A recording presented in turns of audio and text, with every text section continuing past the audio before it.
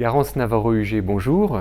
Vous êtes lauréate du prix de thèse de la mention spéciale du prix Carbonnier qui est décerné par l'IERDJ, l'Institut d'études et de recherche sur le droit et la justice, l'IERDJ étant l'un des partenaires des résidences à Damas à Goutla. Bienvenue à Goutla. Et ma première question consiste à vous demander de présenter votre travail. Bonjour à toutes, bonjour à tous, merci beaucoup. Mon travail de doctorat s'intitule « L'idée du droit social de Georges Gurvitch, la société comme source de droit ».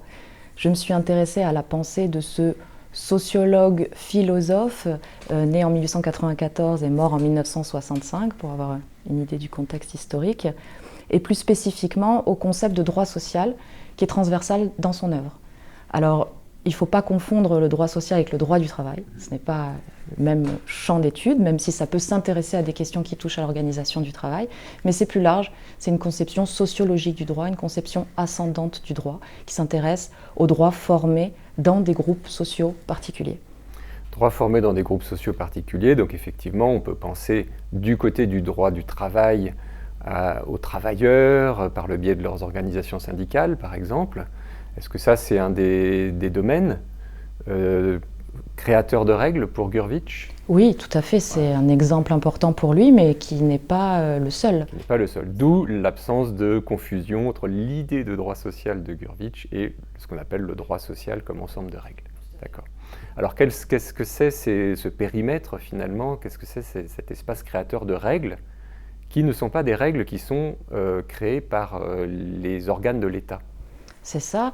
La pensée de Gurvitch s'inscrit dans la pensée du pluralisme juridique, un pluralisme juridique en l'occurrence infra-étatique au sein de l'État, mais il s'agit de formes de droit qui peuvent être totalement ou partiellement distinctes du droit de l'État. Et le droit social, c'est une forme particulière de droit qui naît dans la société. C'est le droit qui est formé par des groupes sociaux qui partagent ensemble une activité commune, des intérêts partagés, Oriou dirait une idée d'œuvre, et qui ont comme point commun de refuser la domination du groupe sur les individus ou d'une poignée d'individus sur le groupe. Et pour ce faire, ils utilisent souvent des procédés démocratiques pour déterminer ces normes internes au groupe. Alors à quoi on peut penser comme exemple ? On peut penser à des exemples foisonnants, multiples. On peut penser à la communauté des États, si on veut prendre un exemple vraiment très large. Mais on peut aller beaucoup plus petit et penser à un club de danse, un club de sport, une association de travailleurs, une coopérative. C'est des exemples qui sont multiples, mais qui nécessitent en fait d'observer concrètement le fonctionnement du groupe pour pouvoir le qualifier de droit social ou non. Donc il y a quelque chose il y a une réflexion forte sur le rapport entre l'individu et le groupe, et d'une certaine façon une réticence vis-à-vis de comment est-ce que Gurvitch positionne les choses, et surtout comment est-ce que ça vient dans la trajectoire biographique de Gurvitch, qui lui-même a été confronté à cette tension du rapport du groupe et peut-être de l'État et de l'individu.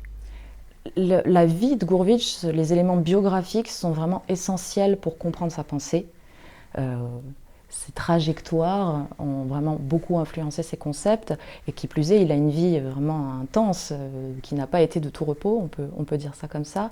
Et il est né en Russie, il a été fortement influencé par l'ambiance contestataire des années 1910 en Russie, donc le début de la révolution soviétique, et il a lui-même été participant à un soviet, celui de l'usine de Poutilov. Bon, dans une version qui est difficile à déterminer parce que les données sont faibles sur ce qu'il a vraiment fait dedans, dans quelle mesure il s'est impliqué, etc.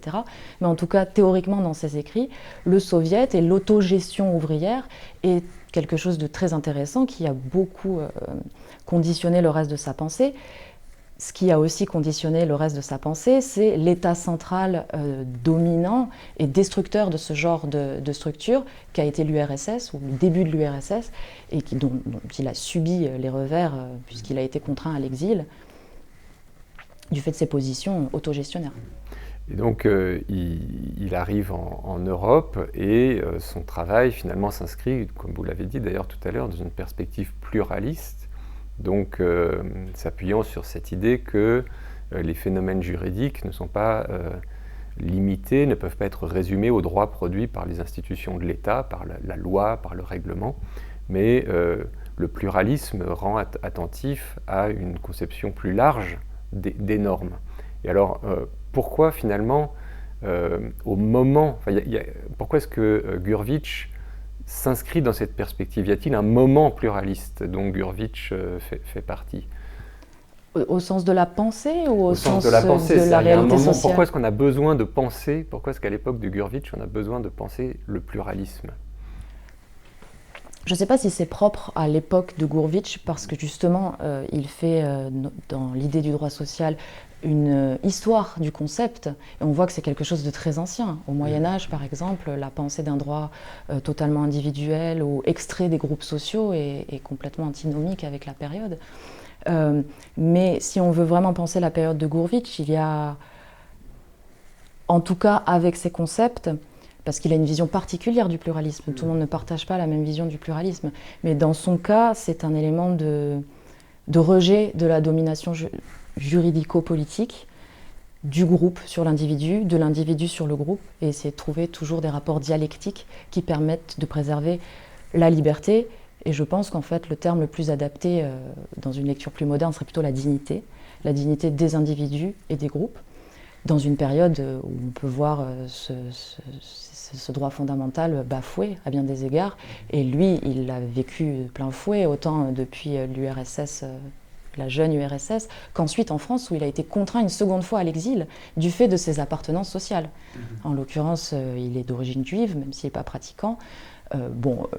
Professeur de sociologie qui était très inquiété par le régime de Vichy, il a été contraint une nouvelle fois à l'exil, et c'est des éléments qui ont donné force à cette idée d'empêcher la domination.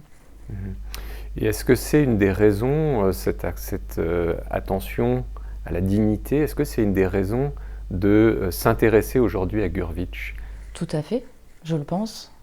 Et d'ailleurs, ma thèse est en premier lieu une explication et une remise en contexte de la pensée de Gurvitch. Ainsi, il s'agit aussi de la critiquer, montrer ses limites, mais dans un deuxième temps, d'utiliser sa pensée, d'observer dans quelle mesure c'est une pensée, même si elle doit être revue et amendée, opérationnelle, opératoire, pour comprendre des questions contemporaines qui traversent la science juridique. Donc j'ai la conviction qu'il y a un intérêt contemporain à revoir cette pensée. Y compris si les questions du pluralisme, aujourd'hui, elles sont très présentes, mais elles ne sont pas exactement configurées de la même façon qu'à l'époque de Gurvitch. C'est évident qu'il y a un recentrage à faire, enfin, je ne sais pas si le terme est bien choisi, mais en tout cas, il faut cerner les limites et les écueils de la pensée de Gurvitch pour pouvoir la reprendre. Il y a aussi des auteurs comme Santi Romano, dont il n'avait pas pris connaissance, qui mettent en relief certaines lacunes, notamment, qui sont intéressantes et qui ont surtout forgé la pensée juridique et sociologique, j'imagine, postérieure à Gurvitch. Puis, donc, il y a une nécessité de recontextualiser, de revoir. Par contre, je pense que c'est une pensée intéressante pour des problèmes très concrets, des problèmes à la fois juridiques mais aussi sociaux, qui nous concernent tous dans le monde contemporain.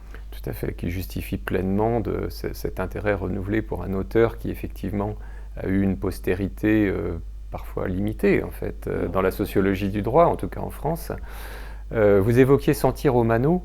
Peut-être ce serait une dernière question que je voudrais vous adresser. Comment est-ce que Georges Gurvitch pense la relation qui peut exister entre les règles produites dans la société, par le corps social, par les communautés, avec les règles de l'État?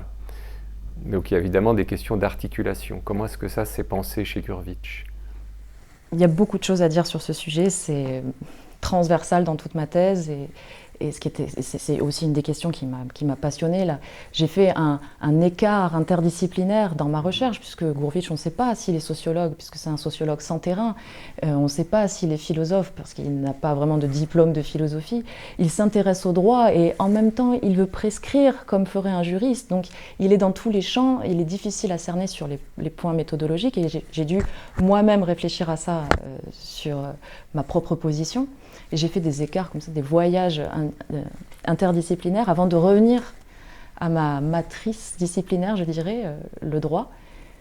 Et c'est pour cela que je me suis posé la question dans ma thèse de comment ordonner, comme le penserait certainement un juriste, un pluralisme. Et il s'agit de questionner ces rapports entre un droit naissant dans la société et le droit de l'État. Donc je propose des pistes dans ma thèse.